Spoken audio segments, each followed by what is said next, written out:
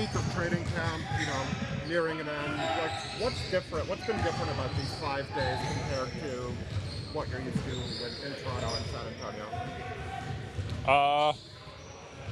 I don't know. I felt like it was more or less what I was used to. Obviously, a lot of teaching in the beginning, which depending on the kind of team you have, like for us, like it's a new system, so there's going to be a lot of teaching. If you have a young team, there's going to be a lot of teaching. So there's a little differences in that aspect, but I thought it was a good training camp. I know you played a bit of a different offensive role when you were in San Antonio before. It's what he's asking, that Darko's asking you to do here. How similar is that to what you were doing in San Antonio? Especially my last season in San Antonio, I feel like it's a very similar play style. A lot of playmaking through like trailer or like high post positions. I feel like it's something I'm comfortable with. Like it's something I enjoy doing. I like trying to find my teammates in situations like that. So it's not unnatural to me. I think there's still some room to grow for me, like to make those reads, like get them right almost every time. But yeah, I'm feel pretty good about it. How do you feel your teammates are adjusting to it, seeing as you think you might be a little bit more familiar with it?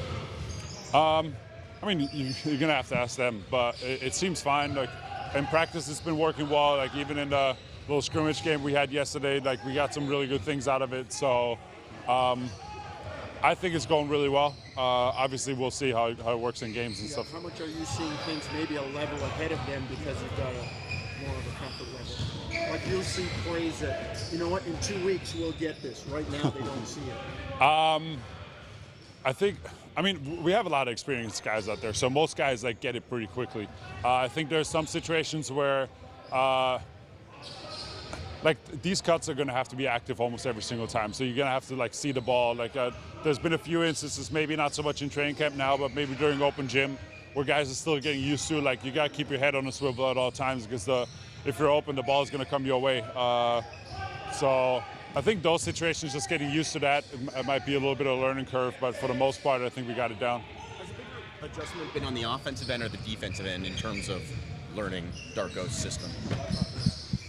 I don't think there was a major adjustment in either side. Obviously, there's some adjustments just because there's different styles. Like we played super aggressive on defense last year. I think, as far as I can tell now, it's a little bit less of that. But at the end of the day, every player is going to have their own defensive identity. Like they're going to have their strengths and weaknesses, and it doesn't really matter what the system is. You're going to apply those things to the existing system.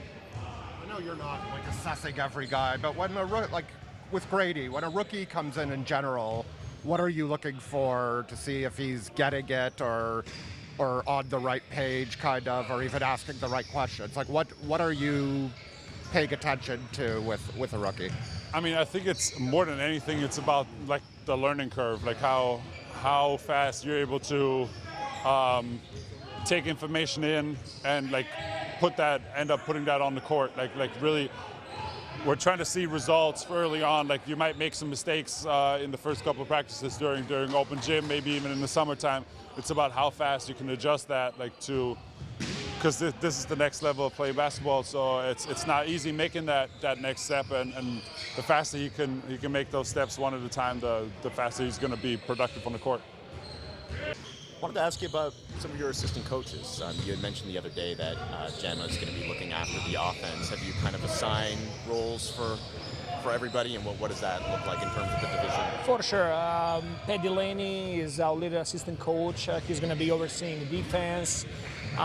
Jama, as we talked about, he's going to be overseeing offense and special situations. Coach James, he will be responsible for helping with offense, but also heavily involved with analytics projects. Mike Baptiste working with our bigs. Jim San working with our young guys, working with guys that are out of rotation, who are going to be always fighting for getting in the rotation. Ivo Simovic, player development scouting. Same thing with Vinny Bavnani, player development scouting.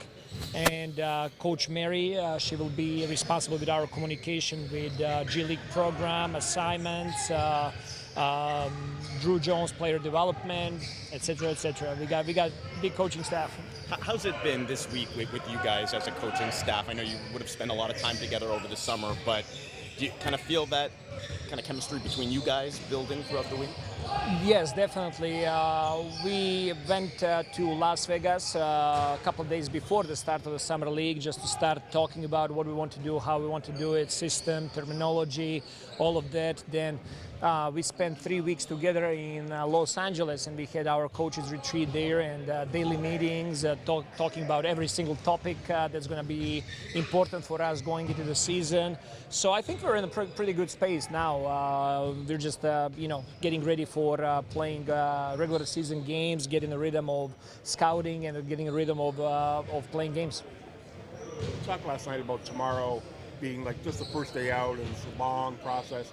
We talked about your offense a lot.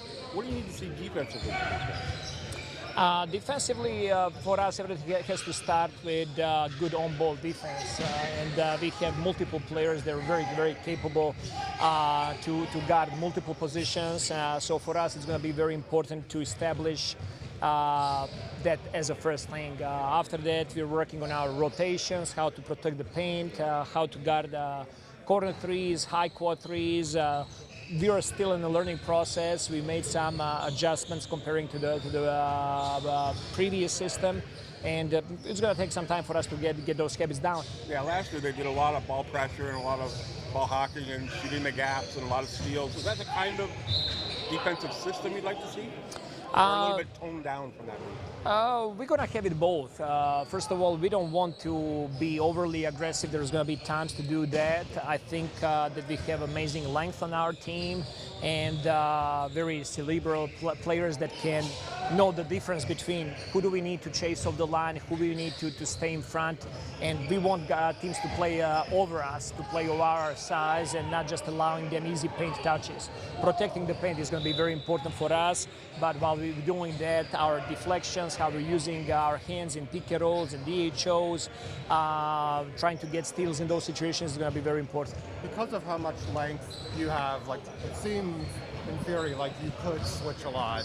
Do you have general principles regarding switching? Like what, do you have a belief that this team should be doing it, that you sort of want to stay away from it? What are your thoughts on it? No, definitely we need to do it, and that's what our length and switchability on our team is allowing us. I do think that if you start switching right away, the beginnings of the games, like you're losing a little bit of a matchup situation, and we would like to try to keep matchups. There's going to be times of the game or scouts when we're going to go and just switch more. But if you start switching, it's hard to go to adjustment not to switch. So trying to keep your matchups early in possessions especially, and after that we got to be able to guard multiple possessions. I'm curious about a guy like Garrett Temple. What can he do for you, like even when he's not playing, as far as being like that OG in the locker room? He's amazing. The way he knows the league, his presence around the players. He's doing a great job talking to all the young guys. We had an amazing conversation this summer once we got him on our team. And talking to him, I thought that I'm talking to a coach and not necessarily to a player. So I'm going to rely on him a lot just to help our whole roster to stay on the path, to understand all the challenges that one long season of 82 games brings. And he's going to be able to help our guys to mature and to stay on the right path. Is it different sometimes when they hear that from another player instead of from a coach? Absolutely. Players, it's always different when it's coming from players. Players, they just tend to have more accountability when it's coming from a player.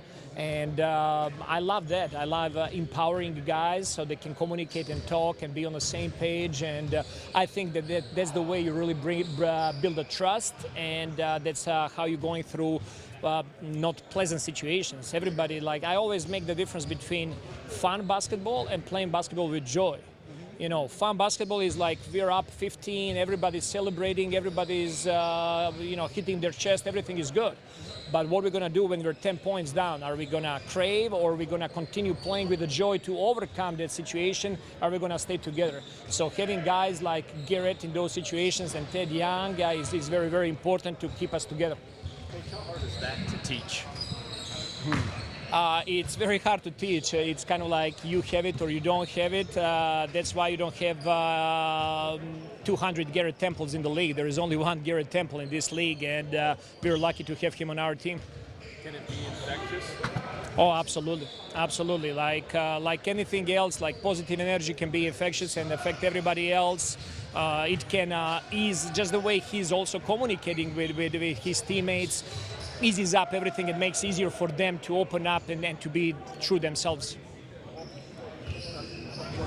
Talking about Gemma, when you hired him, did you know that he was going to be your offensive coordinator, or was that something?